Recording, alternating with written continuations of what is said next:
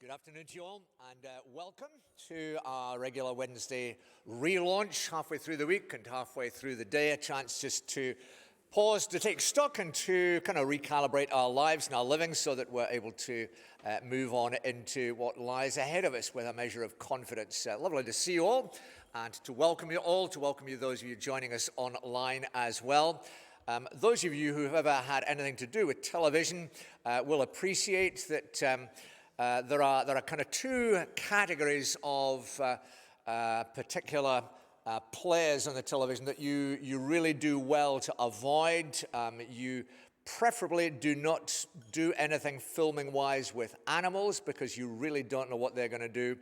And you don't do anything with children either because they're a law to themselves and take the matter into their own hands.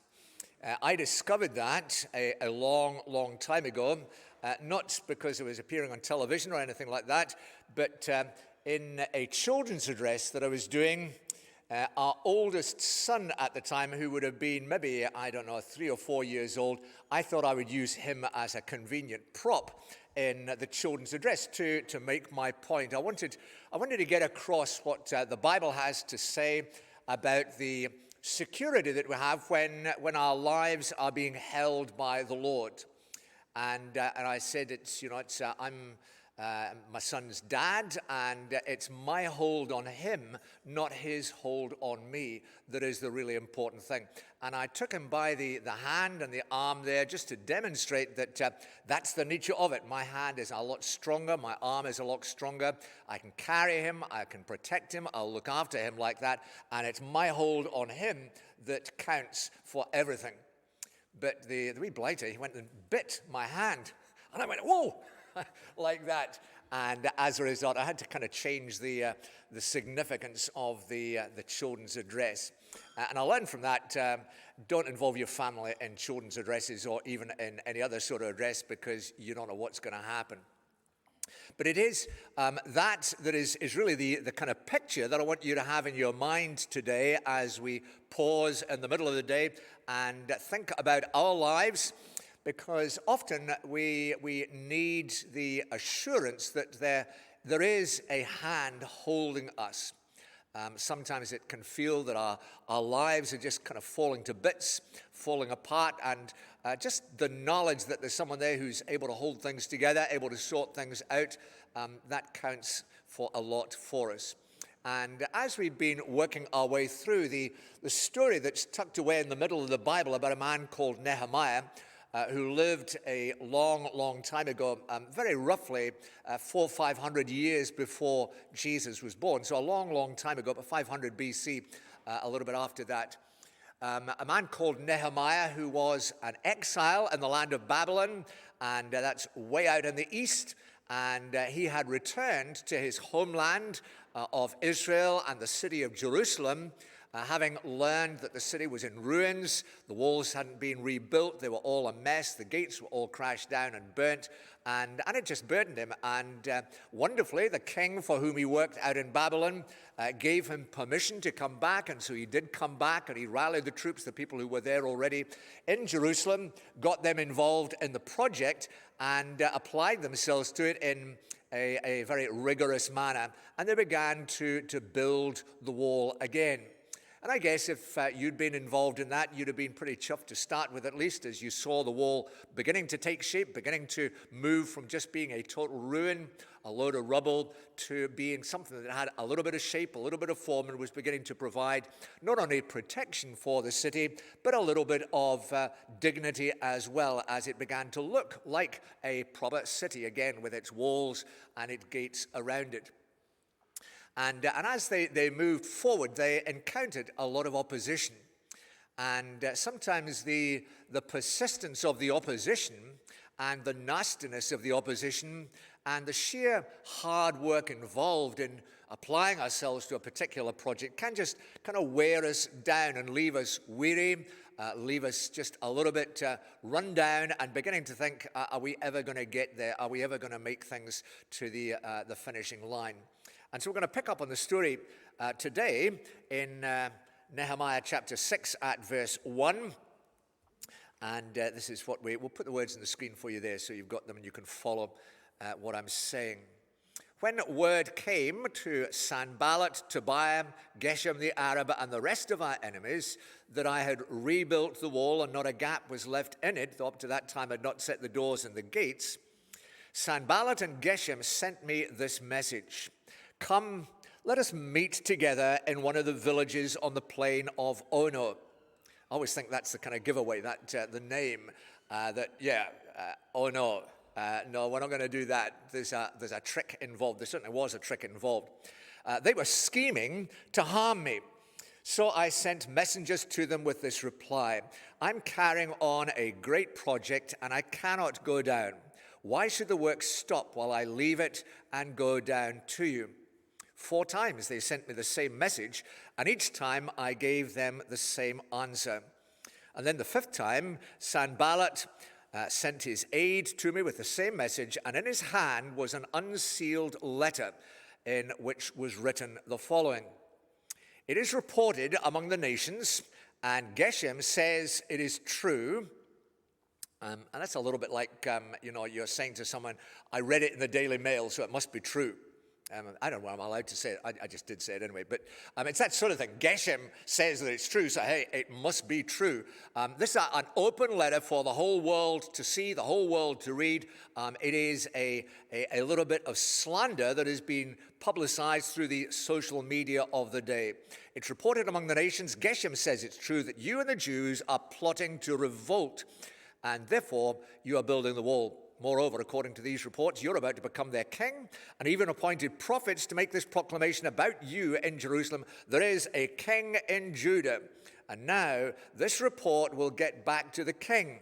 So come, let us meet together. I sent him this reply. Nothing like what you're saying is happening. You're just making it up out of your head.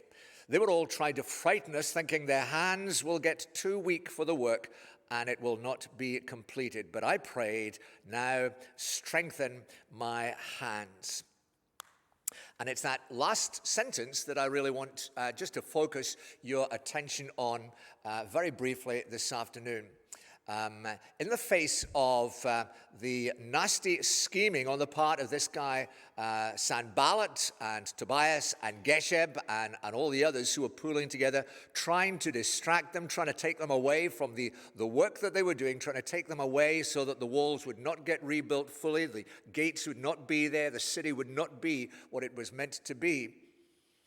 In the face of all of that, the repeated, constant way in which these enemies tried to undermine the work, in the face of all of that, their intent was to weaken the resolve of the people, to weaken their capacity to be able to do the work.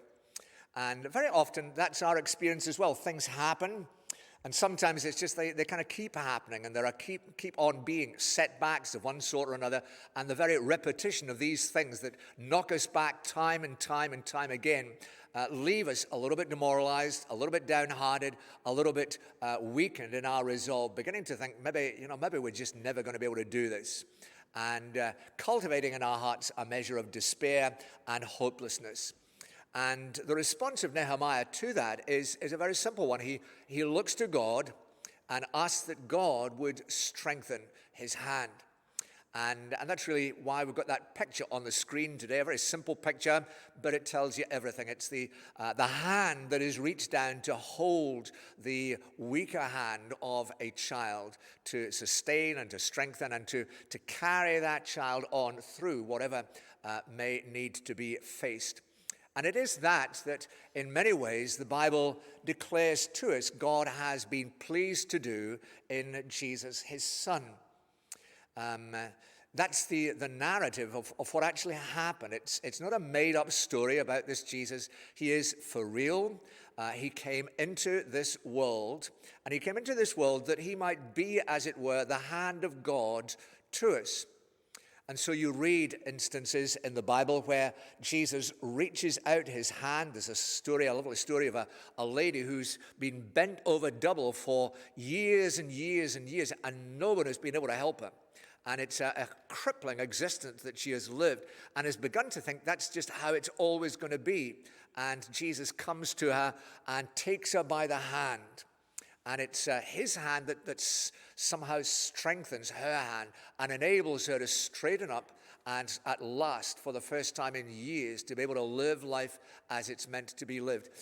Jesus is, as it were, the hand of God that is reached down to us to lay hold of us and to raise us to our feet and to keep us going in the face of all the challenges that there are. And the very first miracle that happened in the early church that's recorded for us in Acts chapter 3 is the story of a man who is stuck at the gate of the temple. He can't go in to worship God. He can't enjoy life to the full at all. He's a beggar. He's been lame for decades and decades and decades, cannot get on his feet and move around. And what the disciples of Jesus do is they reach down and they take him by the hand and they raise him to his feet. And they say, in the name of Jesus Christ of Nazareth, walk. He is now able to stand on his feet, able to move out into that future because the hand of the living God has been reached down to him. And there's a sense in which whatever your circumstances this afternoon and whatever has been getting you down and perhaps troubling you and wearying you and leaving you beginning to feel maybe a little bit hopeless, that there really isn't much of a future before me, I'd want you simply to appreciate that that same God comes to us in the same way in Jesus Christ, his Son, and reaches out his hand to us in Jesus, and reaches out his hand to you yourself today to strengthen your hand, to take you by the hand. And you just put your hand in his. It's not the strength of your hand. It's not your capacity to hold onto him. It's just the fact that you put your hand in his. As that hand is reached out, you take him by the hand, and he will take you by the hand, and he will give you the strength that will see you move forward. And that's what happened with Nehemiah and his folk back then. It happens in our experience as well. And may that be the encouragement for you this day. God is the one who comes in Jesus, and he's come to strengthen your hand, take you by the hand, lead you forward, lead you through, and bring you safely where you mean to be. Let me close then with a word of prayer. Lord, you know each of us, and you know our particular circumstances, the particular things that worry us and trouble us, the particular things that have really got us down, the particular difficulties, challenges, and struggles that we face. And how glad we are to read time and time again in the Bible that what you've done for us in Jesus is to come to our side, come to our aid, to take us by the hand, and to carry us through all our trials. Thank you that you reveal yourself to be that God who daily bears our burdens for us and with us. And so I want to ask for each one here, according to their particular circumstances and needs, that they may have that sense of that you speak to them and bid them simply lay hold of that hand that is extended to them in Jesus, and lay hold of him and find that he has laid hold of them and will indeed be the one to carry them through all that coming days will bring. And we ask it all for your own name's sake. Amen. Well, as I say, welcome to you. I hope you're enjoying your lunch here. This is the first day of Lent. Ash Wednesday gets called. That by and large means about 6 weeks until Easter. And we look forward to what we celebrate at Easter. But now we're into that period called Lent because the days are lengthening. That's why it's called Lent. And we're glad of that as well, that the days do begin to lengthen. So enjoy your lunch, enjoy the chat, and we'll trust that you know God's help and presence in all that lies before you.